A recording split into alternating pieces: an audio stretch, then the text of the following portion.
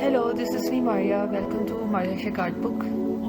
So today we are diving into the essential principles of design, which are very basic. You need it in your foundation classes, and the building blocks that shape the world around us. So in our home or in our workplaces or where we are living or whatever we are doing, these principles are very important to understand. So let's start from the number one, which one is balance. So I give you understanding, and then we will go through with the different tabs and its definitions according to Google. So balance is like the foundation of a house. It keeps everything steady and in harmony. There are three types of balance: symmetrical, where elements are mirrored on both sides; asymmetrical, which creates balance through contrast; and radial, where elements radiate outwards from a central point. So this definition, which is I am highlighting through my mouse on a screen, it shows the balance in design covers how elements are weighted against each other on different sides of a design to create cohesiveness, completion, and satisfaction. Okay, so your composition should be balanced vertically, horizontally, diagonally, or background versus foreground. Okay, so what is the visual I think reference we need to go? Here is the most, I think, relevant as per design students, or specifically I am targeting the textile design students who are making their compositions, their designs. So firstly, many of people know about the symmetrical and asymmetrical. So basically symmetrical designs are only one object, or which has right and left both are same. Okay, or second number is asymmetrical. Asymmetrical is a random composition. If you are using the motifs or visuals, they have no same repetition. You can play with size variation, you can play with overlapping, or you can place the object where you are thinking it should be. So number two is next up is contrast. Okay, so contrast is what makes element stand out. It adds spice to your design, like a pop of color in a black and white world. Think about pairing light with dark, big with small, or rough with smooth to create visual interest. So if we see this contrast definition which Google provides us, the design principle contrast refers to the use of visually different elements. In addition to capturing attention, contrast can guide the viewer's eye to a focal point. Okay, highlight important information and add variety or even drama to a design. So if we take it in a textile design only, textile design purpose, or any object, if you are making any logo, if you are making any design, if you are making anything and you adding the color, it means you give it a different value.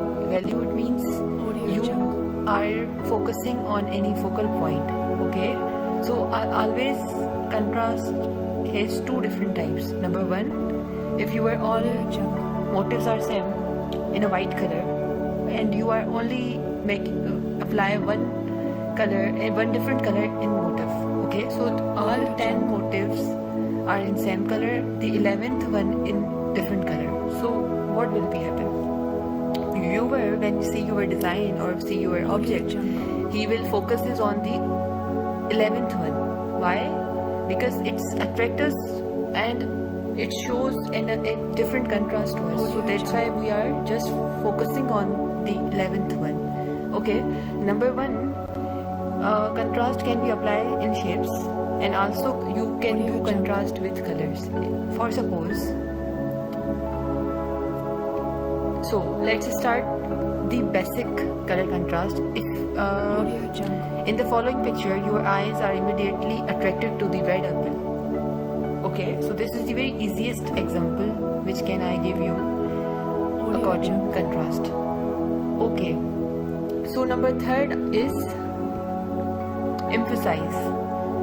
Emphasize is all about making a statement. Remember, it's like putting a spotlight on the star of the show. Use bold colors, larger fonts, or strategic placement to draw attention to what matters the most. So, if we're focusing on the Google definition, emphasize strategy that aims to draw the viewer's attention to a specific design element. So again, the contrast which we are already see that only we are changing the shape or changing the color, it makes contrast. But emphasize is a strategy that aims to draw the viewer's attention. Okay, so you are using any element or any, again, design motif. It gives a different emphasize, like how we are doing the same thing which we are doing in contrast, but here is if we have all circles, for suppose if we have 6 circles like this picture, we are just making one a bold. Okay, so emphasize will be go on the bold one. So we want our audience just focus on the bold one. Okay, so I think this is the very easiest and raw understanding about the emphasize. So let's go on proportion. Okay, so proportion is the secret sauce of design. It's about getting the size just right, like pay attention to scale and relationships between elements to keep your design looking balanced and pleasing to the eye. Okay, so if we see the Google definition, proportion is one of the easier principles of graphic design or textile design or any design field to understand. Simply put, it's the size of elements in relation to one another. Okay, so they gives us the understanding like proportion is the based on the element is more important. Like if you are making the large element, any large motif you took, and you are working in a different size variation. Okay, so if you go through the visual reference, like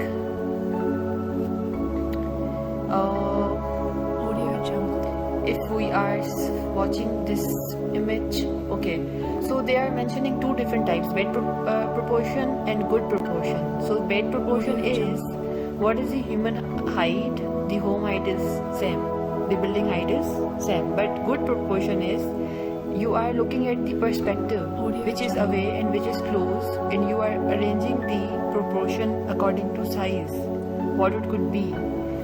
Okay,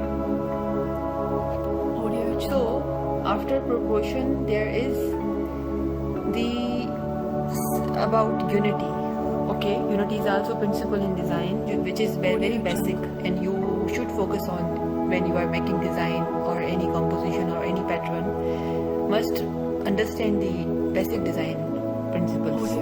So unity brings it all together like a teamwork towards a common goal. It's about creating harmony and coherence across your design.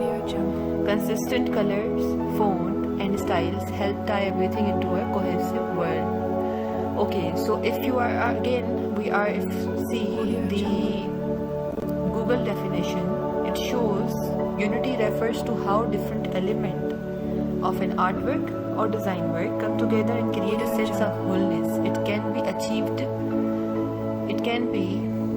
achieved through proximity, and we cover it in our law of Gestalt class. What is proximity? What is continuity? We are repeating here the term. It can be achieved through proximity, simplicity, repetition and continuation, part of art and design principles of design. Okay, so if we are going to visual example, okay, so unity we can understand in the simplest way, that is the unity, harmony is the quality of wholeness. Okay, the arrangement of element to create a feeling of completeness. So you are looking at these are the circles. They are overlapped. They are in layers, like one circle in the background and then other one is foreground, but above there is also one circle.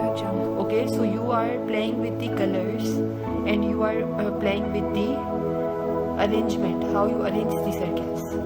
Okay, so basically the arrangement and color implementation and how many layers are going through. Many circles are visible, it's complete, but many of them, they are not complete, but it's visible complete.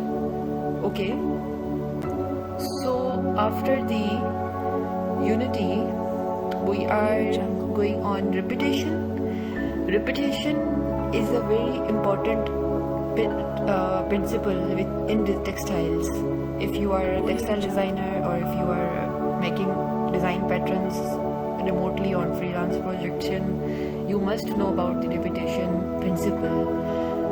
Repetition is the rhythm of design. It's like a catchy tune that sticks in your head. Use repeated elements like shapes, patterns or colors to create a sense of continuity and flow throughout your design. Okay, Google definition is, in design, repetition means reusing elements, colors, patterns, fonts, images, textures and more throughout a piece of work. So, I can give you a simple example about the repetition, which is if you have one circle, how you are arranging in a repeat way. So what is the repetition, how you are making the repeat.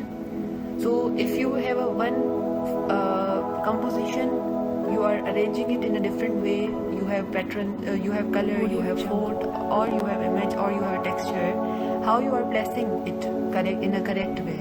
So if you place it in a very correct and very simple way, then you make a repeat. So it will be come together in a very proper arrangement. So let's go on a visual example. Okay, so here is a lot of different repetitions which I think you make in your works already, but what is your composition, it gives you a good repeat. So focus on your composition. If your composition is good, then you can make a very nice repeats and you work on different composition together in one repeat.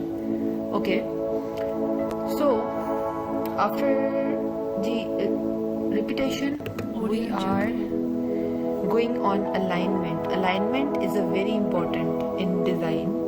So alignment is the glue that holds it all together. It's like lining up dominoes before giving them a push. Proper alignment keeps your design looking neat and organized, making it easier for your audience to follow along. Okay, I just want to give you one very catchy example that we discussed about grid. Okay, so alignment or grid or graph.